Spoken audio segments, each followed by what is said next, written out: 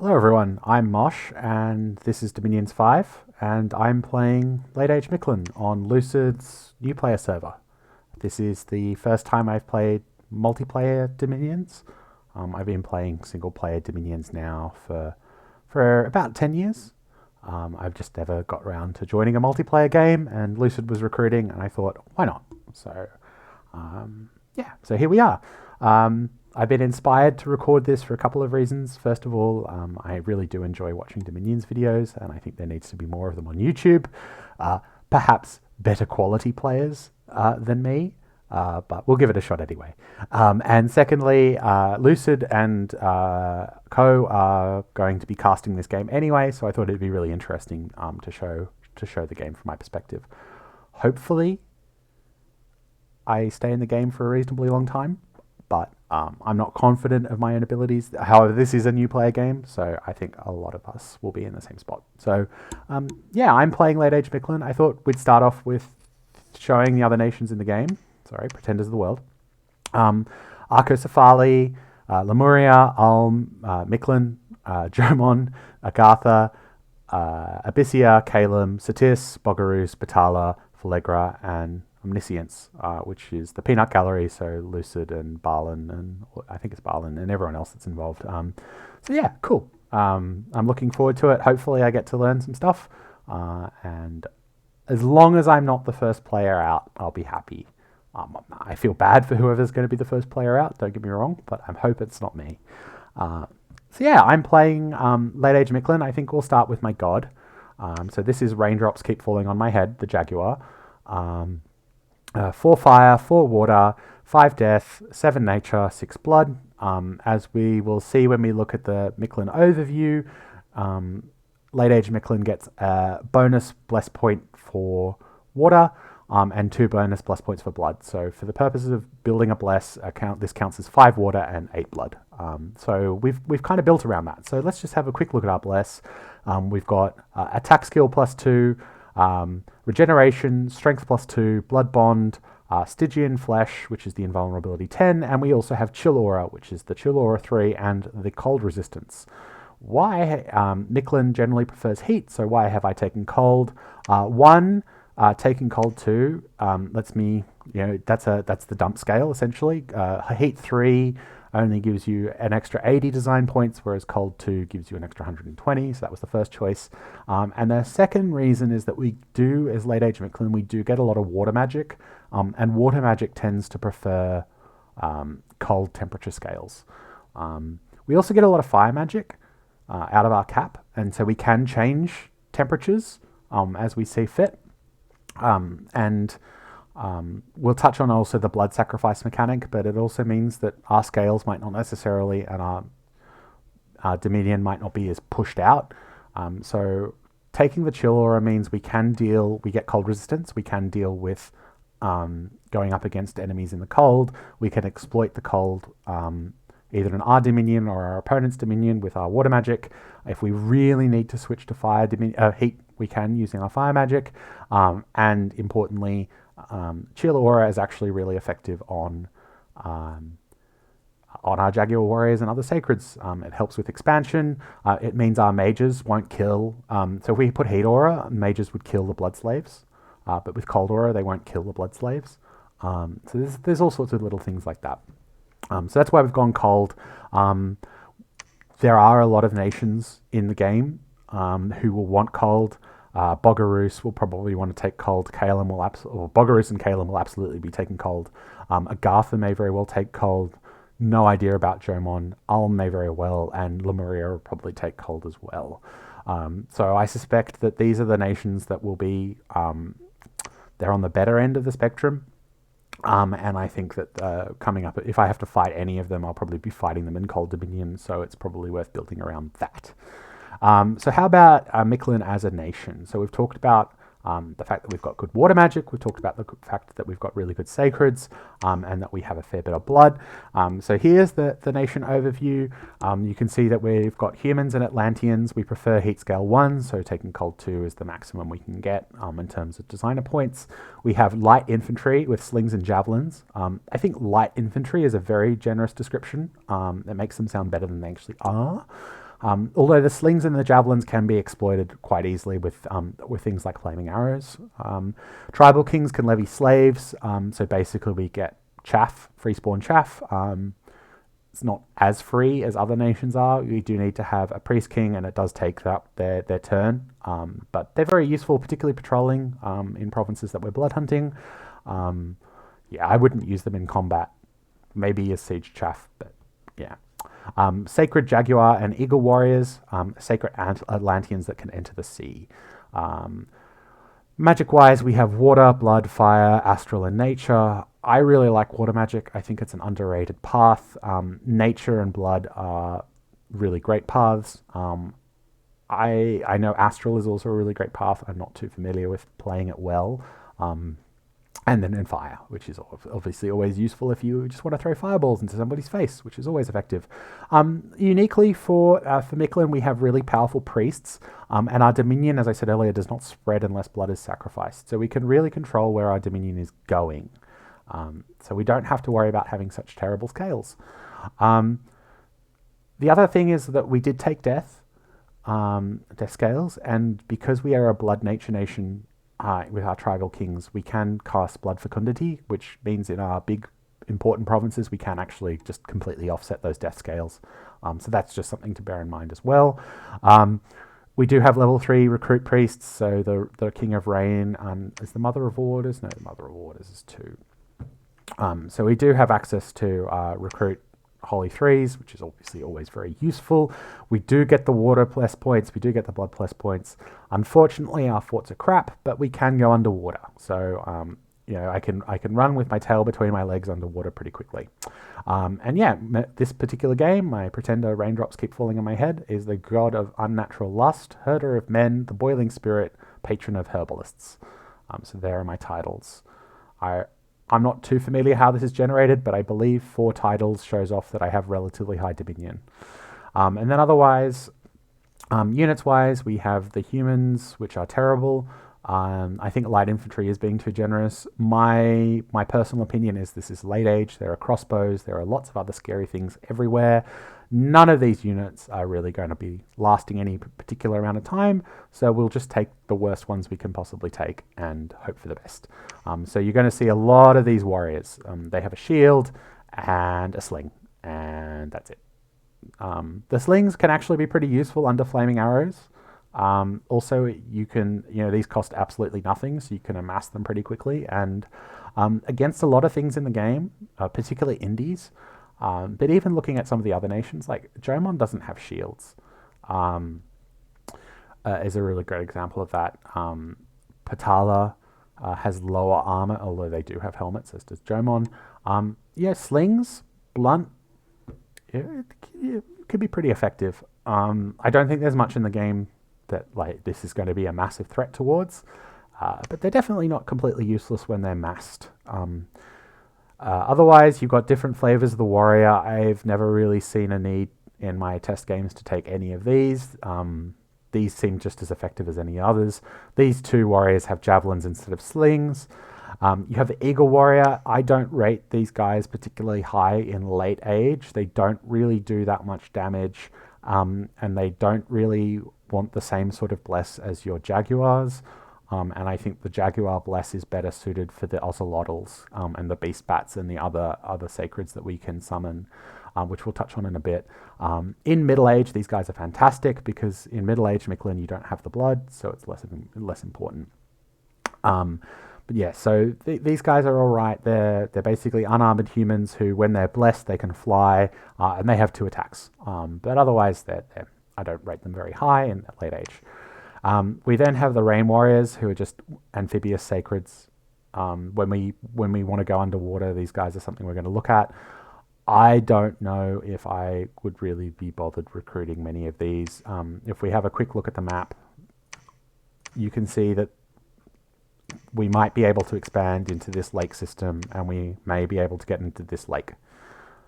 That's probably the only underwater provinces in this game that we'll ever be worrying about. So I think those Rain Warriors, I think that's what they're called, those Rain Warriors are going to be, less than useful.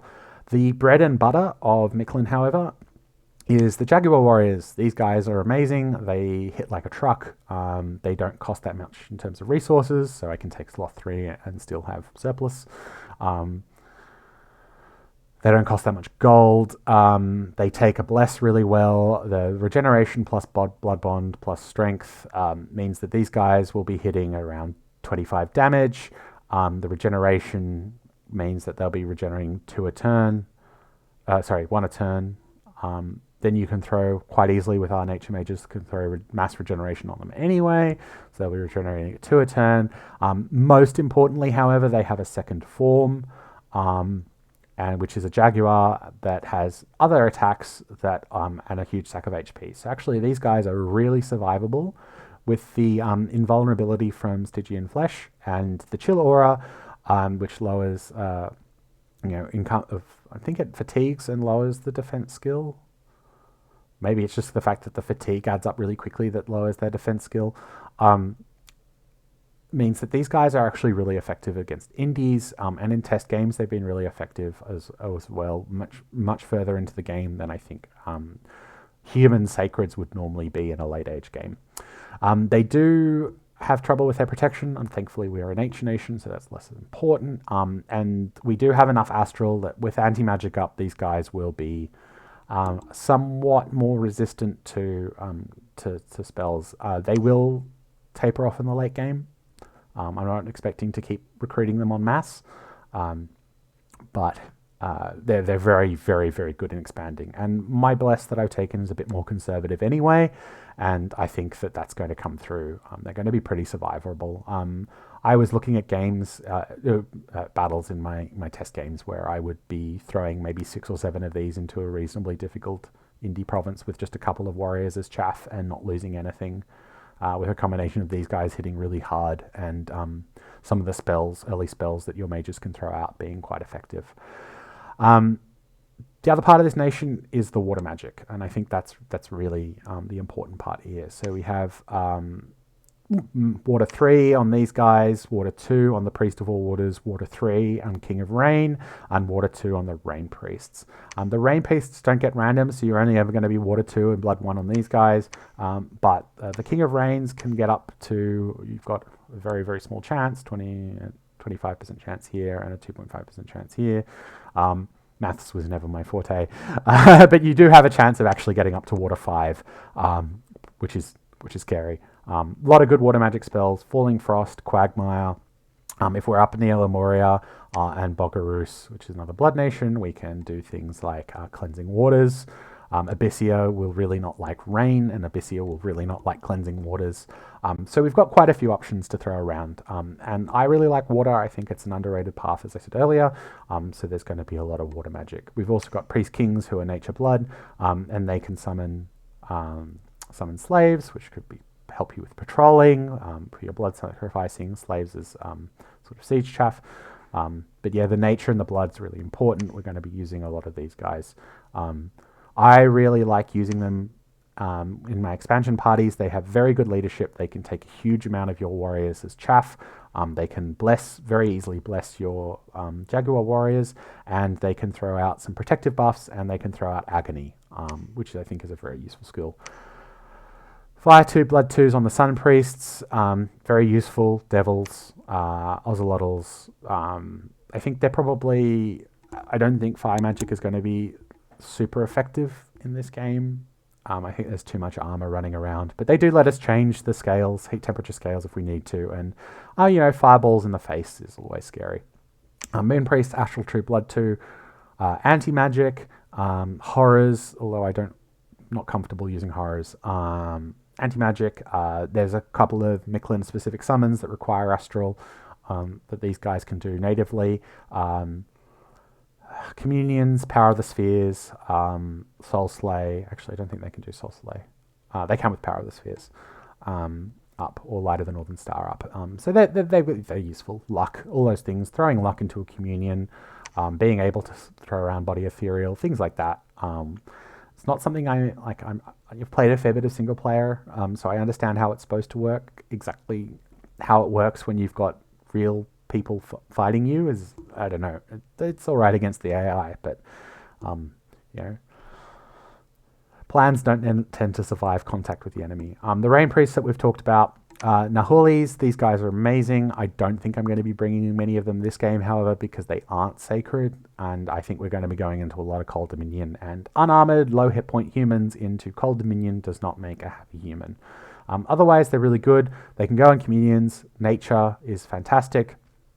They do have a chance of random, although it's 0.25% of one of them, and I don't even think that, yeah. I mean, it's not worth planning around. It's great when you get it. I just don't think it's worth planning around. And they shape change into a turkey. So when they're in their turkey, they can fly around. They're useful as raiders. You can cast swarm with them. They can fly into a province, 2 or 3 of them. If you put them in the same square, you can give them some gems. One's there to fluff. You can do body ethereal. You can do regeneration and protection, or wooden warriors and stuff like that. So they can be built up pretty well. They do a supply bonus. They can help you patrol. There's a lot to go. A lot that's really good with them. A lot that's really good with them. I'm not too sure. And if this was an MA Mictlan game, absolutely. I think what we're going to be focusing in on is a lot more devils and water. Last but not least, all E faithful, your Mictlan priest, 65 gold, blood 1, sacred, priest 1, and a chance again at random. Yeah, I don't know. My personal belief is that if we get the astral and the nature ones, that's really good. I don't particularly think that the fire or the water is going to be that effective. These guys are going to be blood hunting. They're going to be communion slaves. They can carry jaguars around for small raiding parties. They can carry... They struggle with magic leadership, so they're not really going to take a lot of undead and demons. So they've got a few advantages. They're basically just there as the Sabbath slaves and blood hunters. So that's kind of the nation. What are we recruiting this turn? Well, we're profiting our commander. We're sneaking our scout. We're doing research with our god. I really wanted to take an awake god. And then I'm also recruiting as many jaguars as I can get. So I'm Dominion 7, so 1 priest plus 6 jaguars, a bit more slave chaff, and then a feathered warrior, which has the advantage of being a standard. These guys are going to disappear very quickly, and they're going to get replaced by jade serpents, which are a summon. We'll touch on them when we get there, but at least for the early game. Otherwise, research goals, I'm going to Blood Magic 2, and then Enchantment 3. Beyond this will depend on who our neighbours are and how threatened we feel. Blood 2, I really like Agony, as I said earlier, for expanding. Throwing Agony onto a bunch of heavy cavalry coming towards you is actually really effective. In expansion, in test games, this was just fantastic at making them turn around and run away. It really did mean you could take a lot more risks expanding. It's only 1 blood save, and we do get blood slaves per turn out of our cap anyway, and we will be getting a blood economy up and going pretty quickly as well. Beast bats, if this was Jabalba, I'd probably be rating them much higher. I don't think I care as much with Mictlan. My Jaguar warriors are pretty good. If we are looking at getting raided, however, we can switch into beast bats pretty quickly. So we're going to go to blood 2. I imagine we'll be going up to blood 4 pretty quickly. This is Ozelotls. These are amazing. So they're only 1 fire and 1 blood. So Mictlan priests at random fire, we can also summon them. Otherwise, we'll be looking at the Sun Priests. These guys are crazy. Ozelotls, flying jaguars with 3 attacks that are sacred and have a ton of hit points. Our Bless is really designed around these guys. And we get 3 for 16 blood slaves, which is very cost efficient. Very cost efficient. And otherwise, Frost Fiends and Devils are going to be kind of a big deal. I don't think we're going to be summoning that many Devils. I think our Sun Priests are going to be spending their time on Jaguar Fiends. However, Frost Fiends are obviously something we can do very easily. That is something we will be looking forward to doing too. Blood Magic will be our number 1 priority. This lets us break into death and then get up death into vampires. This is a specific summon. I believe it's an Astral Blood summon. They're really good. Again, Ice Devils. We have the Water Blood for that. That's going to be an issue. Horrors are a bit... We need to boost for horrors, so we might go down that path. And then we have Oniqui, who are, again, fantastic, and Purified Blood. We also have... Where is it? Blood Fecundity, level 4. This lets us offset our death scales. This is where it is. Reign of Jaguars and Forces of Ice are really going to be... Reign of Jaguars is just a bit more of a cost-effective Ozelotl summon, and Forces of Ice obviously is a much more cost-effective Frost Devil summon. So we're going Blood Magic 2, then we're going Enchantment 3. Make sure that we get the regeneration. That's really what we're going for. Then we can go up to 4 to get Flaming Arrows and Anti-Magic, which will be very, very useful. There's also Poison Ward, although I don't think there's much poison in Late Age except for Patala and maybe Satis. I don't think Late Age Satis is still a Foul Vapors. I don't think they're still Foul Vapors. So we basically doing these two paths, we've got an option of really quickly responding. Further research goals, it really depends on who we're next to and how well expansion goes. Conjuration for things like Jaguar Toads, which are big sacks of HP. Jaguars, which are essentially slightly worse.